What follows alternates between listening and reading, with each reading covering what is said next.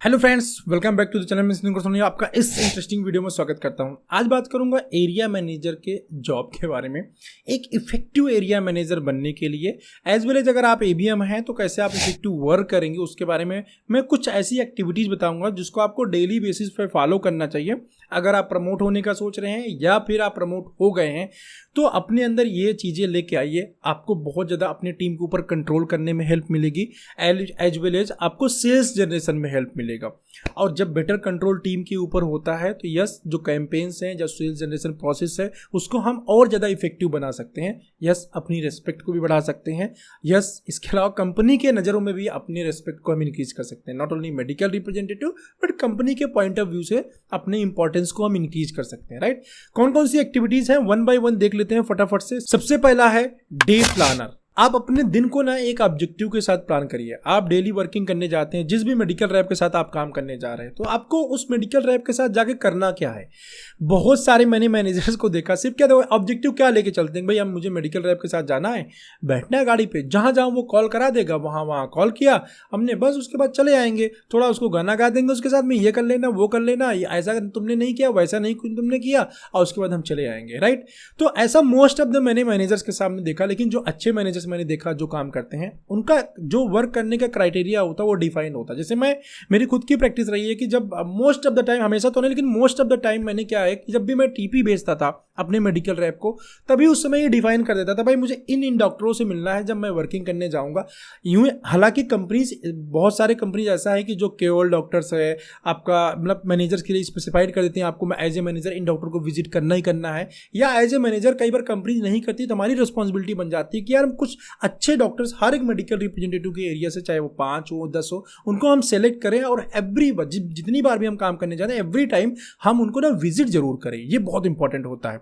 तो ऐसे ही जब भी आप एज ए एरिया मैनेजर अपने मेडिकल रैप को आप नोटिस देते हैं कि मैं इस दिन आपके साथ काम करने आऊँगा, तो आपका जो क्राइटेरिया होना चाहिए वर्किंग का प्री डिफाइंड होना चाहिए। क्या करने आप जाएंगे, ऑब्जेक्टिव क्लियर होना चाहिए। मीन्स आपका डेली ऑब्जेक्टिव क्लियर होना चाहिए। कहने का मेरा मतलब है ये तभी हो पाएगा जब आप टीपी बना रहे होंगे, उसी समय इन सारी चीज़ों को प्लान करके आप टीपी में डाल देंगे और नोटिस जब भेजते हैं उसी समय लिख के दे देंगे तब। इसके अलावा आपकी जो लोकल प्रायोरिटीज होती है, मान लो कोई रिव्यू फॉर्मेट भर के देना है या फिर कोई फॉर्मेट मेडिकल रैप से लेना है, इस टाइप की कोई चीज़ लेनी है, तो आपके ऑब्जेक्टिव में, डेली के ऑब्जेक्टिव में वो शामिल होना चाहिए। और यस, आपको ये पता होना चाहिए ताकि आप जाओ तो जो आपका मिशन रहे, हाँ यार आज मुझे ये काम करना है, ये गोल है मेरा, तो उसको आप ऑब्जेक्टिव अचीव करके तब आओ। दूसरा ये है कि जब एज ए एरिया मैनेजर हम काम करते थे, एक मेडिकल रैप के साथ काम करते हैं, तो सबके साथ तो काम नहीं कर सकते भाई। डेली हम एक ही एमआर के साथ में काम करते हैं। मेरे एक बॉस थे जो मेरे साथ अभी रिसेंट में काम कर रहे थे, उनकी मुझे एक बहुत अच्छी हैबिट लगी। खैर वो एरिया मैनेजर नहीं थे, वो सेकंड लाइन मैनेजर हैं, अभी भी काम कर रहे हैं एमक्यू फार्मा में जो है, और उनकी एक आदत मुझे बहुत ही अच्छी लगी। एज ए एरिया मैनेजर मैं जब तक अपने मेडिकल रैप से बात नहीं कर पाता था, मुझसे पहले ही वो पूरी टीम से बात कर, मतलब उनके अंडर में 16-17 लड़के थे, 16-17 मेडिकल रिप्रेजेंटेटिव थे, किसी के अंडर में 20 भी हो सकते हैं, लेकिन वो पूरे दिन में अपनी पूरी टीम से बात कर लेते थे। मुझे उनकी यह हैबिट बहुत अच्छी लगी।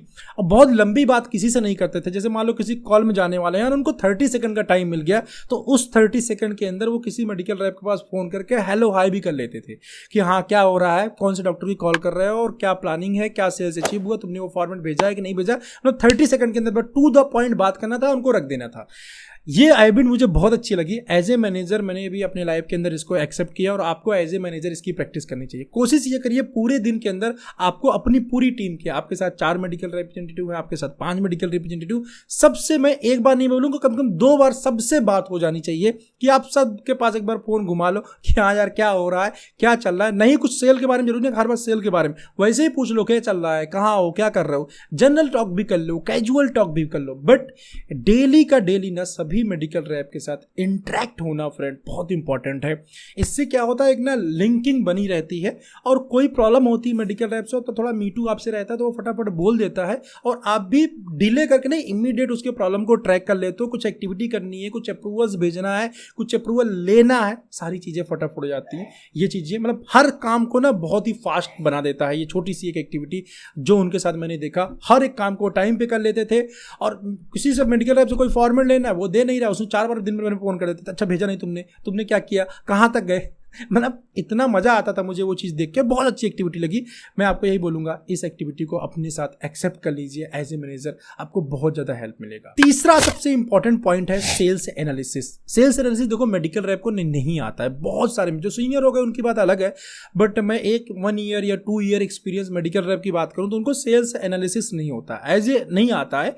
एज ए एरिया मैनेजर हमारी रिस्पॉन्सिबिलिटी होती है कि जब हम वर्किंग की फिनिश करते हैं स्पेशली, तब अपने लैपटॉप पे अपने मेडिकल रैप को लेके बैठो और उसके साथ थोड़ा सा उसको सिखाओ सेल्स एनालिसिस क्या होता है। सेल्स एनालिसिस में बेसिकली हम हमारा उसका प्रोडक्ट वाइज सेल क्या चल रहा है, उसने लास्ट मंथ का टारगेट प्रोडक्ट वाइज कितना किया था, कितना उसने इंसेंटिव अर्न किया था, कितना इंसेंटिव उसने छोड़ दिया था, कौन से प्रोडक्ट के साथ उसको इंसेंटिव वो चाहता तो कर सकता था या थोड़ा पुशअप करके चाहता तो कर सकता था, कौन सा मेजर इंसेंटिव उसने छोड़ दिया। तो इन सारी चीज़ों का एनालिसिस कराना आपकी रिस्पॉन्सिबिलिटी है। थोड़ा सा आधा 1 घंटे का टाइम लगता है, लेकिन यस मेडिकल रैप को जाके पूरा उसका डेटा ओपन कर दीजिए अपने लैपटॉप के ऊपर कि आपने क्या क्या किया है और सेल्स परफॉर्मेंस आपकी कैसी चल रही है। तो आप सेल्स का जो डेटा है एक तो अपने पास बना होना चाहिए, स्टोर होना चाहिए, नहीं बना है तो कंपनी से ले लो, बना लो, बट यस आपके पास सेल्स डेटा होना चाहिए मंथ ऑन मंथ परफॉर्मेंस का, प्रोडक्ट वाइज परफॉर्मेंस का, एवरी मंथ प्रोडक्ट की परफॉर्मेंस क्या चल रही है। हालांकि ये रिव्यू फॉर्मेट के अंदर सारी चीज़ें होती है, बट करंट मंथ का भी आपके पास डेटा होना चाहिए। अब इसको आप अपने मेडिकल रिप्रेजेंटेटिव को जरूर शो करिए, अब बताइए, उसको एनालाइज करके दिखाइए, प्लस इंसेंटिव कैलकुलेशन वहीं पे करा लीजिए ताकि जो है कैसे इंसेंटिव वो अर्न करेगा उसको पता चल जाए। इसके बाद जो नेक्स्ट पॉइंट है फ्रेंड, वो भी काफ़ी ज़्यादा इंपॉर्टेंट है, जिसको बहुत सारे मैनेजर्स को मैंने देखा इग्नोर करते हैं। मेडिकल रैप का कोई प्रॉब्लम है, उसका स्टॉकिस्ट के साथ लड़ाई हो गया है, अनबन हो गया है, स्टॉकिस्ट उसका कहना बात नहीं मान रहा है, तो उस कंडीशन के अंदर स्टॉकिस्ट के पास जाते नहीं है, प्रॉब्लम को सॉर्ट आउट नहीं करते, जाते भी तो प्रॉब्लम सॉर्ट आउट नहीं करते, पहली चीज। दूसरी क्या प्रॉब्लम मैंने देखी है कि medical rep area manager stockist पास ही बहुत ज्यादा जाने लग जाता है, उनसे बहुत ज्यादा इंटरेक्ट कर लेता है, ये भी गलत हैबिट है। एज ए एरिया मैनेजर जरूरी नहीं कि हर बार आप हर विजिट में आप होलसेलर को मिलो, नो, ऐसा कोई रिक्वायरमेंट नहीं है। ऐसे में क्या होगा मालूम, आप अपनी पोजीशन की जो गरिमा है ना, रेस्पेक्ट है, उसको लूज कर जाओगे। अगर आप मेडिकल रैप के होलसेलर से बार बार मिलोगे, बार बार इंटरेक्ट करोगे, तो आप भी उस मेडिकल रैप जैसे हो जाओगे जैसे मेडिकल रैप है। अभी आपको मान लो सेल की जरूरत है और 5000 रुपीज के सेल्स कम पड़ रहा है आपको सेल टारगेट करने के लिए, तो अगर आप डॉक्टर को उस पर्टिकुलर स्टॉकिस्ट को फोन करके बोलोगे ना सर जरा 5000 का लगा दो, आपकी बात नहीं सुनेगा। जो बात वो मेडिकल रैप को मना कर रहा है ना, सेम चीज आपको बोल देगा, आपके कहने पे वो 5000 का सेल भी पुशअप नहीं करेगा। लेकिन अगर आपने अपने गरिमा को एज ए मैनेजर पोजीशन आपने मेंटेन किया हुआ है, उस कंडीशन के अंदर अगर मेडिकल रैप अचीव नहीं कर रहा है, स्टॉकिस्ट ने उसको मना कर दिया है और आपने अपने रेस्पेक्ट की वजह से उसको फोन किया, आपने रेस्पेक्ट को अपने मेंटेन किया हुआ है, उस कंडीशन के अंदर आपने फोन किया तो आपका कहना वो मान सकता है, चांसेस बहुत हाई है। फर्स्ट। सेकंड, मेडिकल रैप का स्टॉकिस्ट के में कोई डिस्प्यूट हो जाता है, तब आप सॉल्व करने का प्रॉब्लम जा रहे हैं, तो आपने अपने गरिमा को मेंटेन किया हुआ है, तो आपकी बात स्टॉकिस्ट सुनेगा और आपको खैर उस तरीके से बात भी करना है, सिचुएशन को हैंडल भी करना है, बट अगर आपने वो गैप मेंटेन किया हुआ है फ्रेंड, तो आपकी बात मानेगा क्योंकि आप अपर पोजीशन पे हैं। सेम प्रॉब्लम उसका केमिस्ट के साथ में हो सकता है, सेम प्रॉब्लम डॉक्टर के साथ में हो सकता है। तो जब भी मेडिकल रैप का उसके कस्टमर के साथ में कोई इशू होता है, कोई प्रॉब्लम आता है, तो एज ए मैनेजर आप जाके सॉर्ट आउट कर पाएंगे अगर आप बहुत ज़्यादा घुले मिले नहीं है, अपने पोजीशन, अपने गैपिंग जो होनी चाहिए अपने कस्टमर के साथ में वो आपने मेंटेन किया हुआ है। तो हाँ, यहाँ पे आपका वे ऑफ कम्युनिकेशन, आपका बॉडी लैंग्वेज, आपका बिहेवियर, ये भी सारी चीज़ें बहुत ज़्यादा हालांकि मायने रखती हैं, लेकिन यस आप इस चीज़ को फॉलो करके ये चीज़ मेंटेन कर सकते हैं और प्रॉब्लम सॉल्विंग एरिया मैनेजर बन सकते हैं।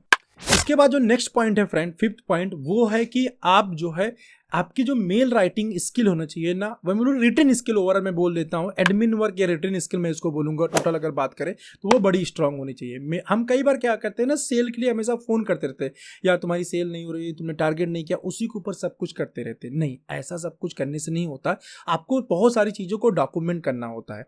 अगर एक अच्छा एरिया मैनेजर आपको बनना है तो आपको सारी चीज़ों को ना डॉक्यूमेंट करना आना चाहिए। इससे आपको 2 फायदे होंगे। एक तो डॉक्यूमेंटेशन पे क्या होगा, कोई पलट के बोल नहीं सकता कि आपने मुझे बताया नहीं था, क्योंकि आपने उसको रिटन मेल कम्युनिकेशन कर दिया या रिटन कम्युनिकेशन किया। दूसरा क्या होता है, कभी कभी क्या होता है, मेडिकल रैप की वजह से मैनेजर की जॉब जाती है। मैनेजर की जॉब जाने का सबसे बड़ा रीजन होता है कम्युनिकेशन गैप। कम्युनिकेशन गैप होने की वजह से ना मेडिकल में बहुत सारी चीज़ें आपके बारे में बोल देंगे ना, आप मैनेजमेंट को समझा नहीं पाएंगे कि आप सही हो एज एरिया मैनेजर। अंडरस्टैंड, देखो हमें ना अपने मेडिकल रैप की नौकरी भी बचानी है, लेकिन उसके साथ ना अपनी भी जॉब बचानी है। तो उस कंडीशन के अंदर आप अपनी जॉब तभी सेव कर पाओगे, मतलब मेडिकल रैप कोई बहुत ज़्यादा बदतमीजी कर गया, ठीक है, वो आपकी जॉब ही खा जाएगा, आप कुछ नहीं कर पाओगे। क्योंकि कंपनी में ना मेडिकल रैप की बात पहले प्रेफरेंस पे रखी जाएगी, पहली चीज।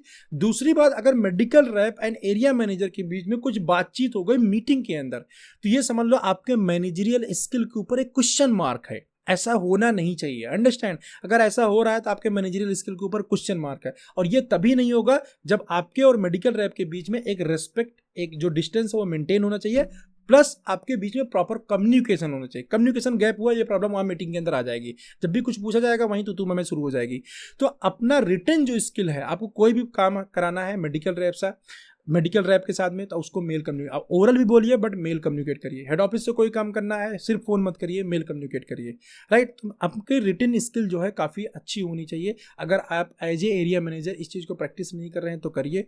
आपको अपना सेल्स परफॉर्मेंस, अगर किसी मेडिकल रैप ने बहुत अच्छा किया तो मेडिकल रैप के कांग्रेसन का मेल लिखो और सीसी रखो HO के पीपल्स को।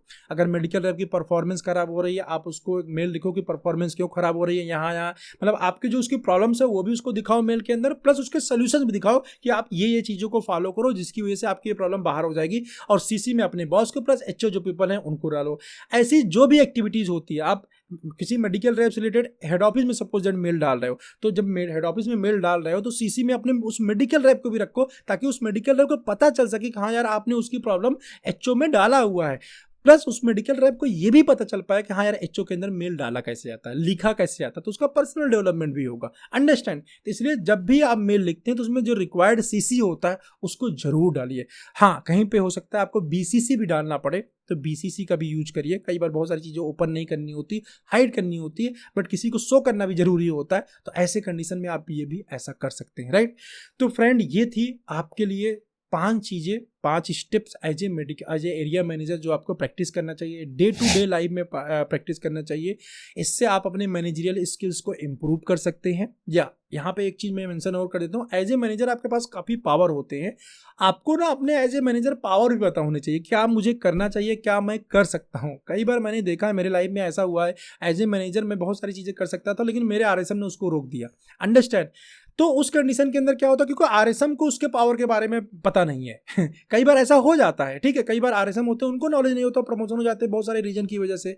तो उस कंडीशन के अंदर आपको मालूम है कि वो चीज़ हेड ऑफिस से हो सकता है, तो आप RSM को CC में करके हेड ऑफिस से अपना काम करा सकते हो। कई बार हो सकता है आपका बॉस अच्छा ना मिले, लेकिन एज ए मैनेजर आप अगर अच्छे हो, आपको सिस्टम पता है ना, उस कंडीशन के अंदर भी आपका एक गलत मैनेजर भी, अगर आप बॉस आपके उतने अच्छे नहीं है ना, तो भी आप अपने काम को करा ले जाओगे, एज ए मैनेजर आप परफॉर्म कर ले जाओगे। बस आपको वो स्किल सेट आने चाहिए, और वो स्किल सेट मैंने आपको यहाँ पे एक्सप्लेन किया। कुछ चीज़ें इसके साथ और भी हैं, मैं उस वीडियोस का लिंक मैं डिस्क्रिप्शन में दे दूंगा, उन वीडियोस को, मैनेजर वाले वीडियोस को और आप चेकआउट कर लीजिए, आपको बहुत सारा नॉलेज मिल जाएगा, राइट। आई होप आपको ये वीडियो अच्छा लगा होगा, अगर आप करियर स्टार्ट करने जा रहे हैं एज ए मैनेजर, या एज ए मैनेजर आप वर्क कर रहे हैं, राइट। चलो बस इस वीडियो में इतना ही, मिलते हैं ऐसे किसी इंटरेस्टिंग वीडियो में नेक्स्ट टाइम। अगर चैनल पे नए हैं सब्सक्राइब कर लीजिए, बेल आइकन को हिट कर दीजिए, और कौन से टॉपिक पे वीडियो चाहते हैं उसको मुझे कमेंट कर दीजिए, और ये वीडियो कैसा लगा आप अपनी राय कमेंट बॉक्स में मेरे साथ शेयर करिए, ठीक है। Thanks for watching this video, bye bye.